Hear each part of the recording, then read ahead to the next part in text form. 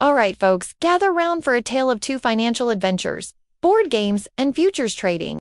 Buckle up, cause this ride's gonna be wilder than a roller coaster made of Monopoly money. Picture this, you're sitting around a table with your buddies, rolling dice, and moving little plastic pieces across a cardboard landscape. Ah, the sweet smell of fake money and broken friendships. You land on boardwalk with a hotel, and suddenly, you're broke. But hey, you're still laughing because it's all in good fun right now. Let's flip the script. You're hunched over your computer, eyes glued to charts that look like a toddler's crayon masterpiece. You're trading futures, and suddenly, boom, your account's redder than a sunburned tomato. But you're still laughing because, well, if you don't laugh, you'll cry. Here's a mini joke for ya. Monopoly teaches you financial management, while futures trading teaches you how to manage your tears. Bah, dumb TSS, I'll be here all week, folks. But seriously, let's talk about futures for a hot second. It's like playing Monopoly on steroids, with a side of Red Bull and a sprinkle of what the heck am I doing? Futures allow for high leverage, which is fancy finance speak for making big moves with little money. It's like borrowing your friend's car, except the car is made of money, and if you crash it, you owe them a yacht. Now, I'm not saying futures are all doom and gloom. Oh no, my friends, they can be incredibly profitable if you know what you're doing. But here's a pro tip. Only trade when you have experience. Otherwise, experience will come with ... negative bills. And trust me, those are about as fun as a root canal performed by a blindfolded dentist. Let's paint a picture, shall we? In the board game world, when you go bankrupt, you still get to eat pizza with your friends. Maybe they'll even let you be the banker next time. Big mistake. Huge. But in the futures world, going bankrupt might mean you're washing dishes at the pizza shop. Plot twist, you're not even getting free slices. Now, I know what you're thinking. But wait. Mysterious voice of wisdom? Isn't this all a bit dramatic? Well, my dear listener, have you ever seen a trader during a market crash? It's like watching a cat trying to swim in jello. Chaotic, slightly amusing, but mostly just sad. Here's the thing about futures. They're like that friend who convinces you to go skydiving. It sounds thrilling, potentially life-changing, and hey, what's the worst that could happen? Cut to you hurtling towards the earth, realizing you forgot to pack your parachute. Futures can give you the highest highs, but also the lowest lows. It's financial bungee jumping, minus the elastic cord. But let's not get too gloomy here. Futures trading isn't all bad. It's just ... intense. Like drinking 5 espressos and then trying to solve a Rubik's Cube while riding a unicycle intense. It requires skill, patience, and nerves of steel, or, a complete lack of common sense. Either works. Here's a fun fact for ya. The futures market is actually older than the stock market. That's right. People have been gambling on future prices of goods since the 1800s, because apparently, regular gambling wasn't stressful enough. They had to add math and global economics to the mix. Now, back to our board game versus futures comparison. In Monopoly, the worst that can happen is you end up in jail.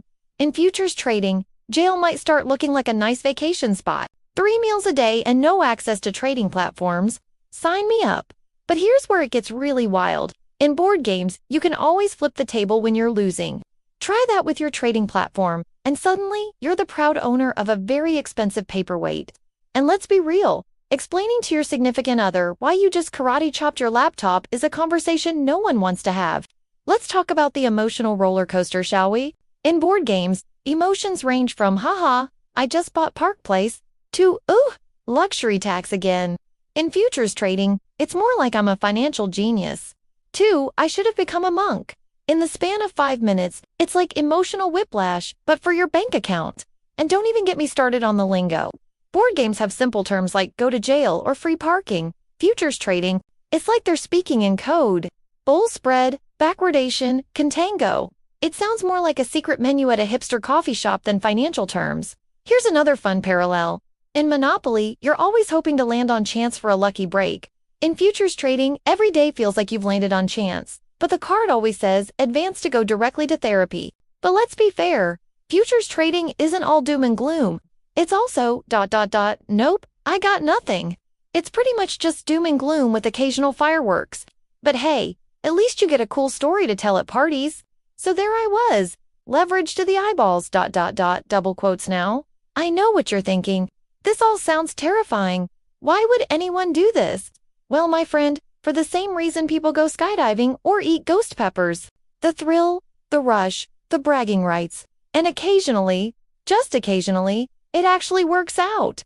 But here's the kicker. In board games, when you're winning, your friends might hate you for a night. In futures trading, when you're winning, the entire market might decide to hate you and change direction just to spite you. It's like playing chess, except the pieces are alive and have a vendetta against you. So, what's the moral of our story? Well, if Monopoly has taught us anything, it's that the banker always wins. And if futures trading has taught us anything, it's that, well, the banker always wins there too. Funny how that works, isn't it? But hey, at least in Monopoly, you get a little metal dog to represent you. In futures trading, you're represented by a number that keeps getting smaller. Talk about a downgrade. So, there you have it, folks. Board games versus futures trading. One will leave you laughing with friends, the other might leave you laughing maniacally in a corner. Choose wisely. And remember, whether you're playing Monopoly or trading futures, the key is to have fun or at least try not to cry too much. Tears make it hard to see the dice, or the charts. Now, I'll leave you with this thought. In the grand game of life, we were all just trying to pass go and collect $200. Some of us just decide to take a more adventurous route, like trying to build a hotel on Wall Street. Literally. So, dear listeners, I have but one question for you. What's the highest leverage you've ever used? Was it in Monopoly money or real money? Drop it in the comments below. And remember, if your answer makes you sweat, maybe stick to board games for a while.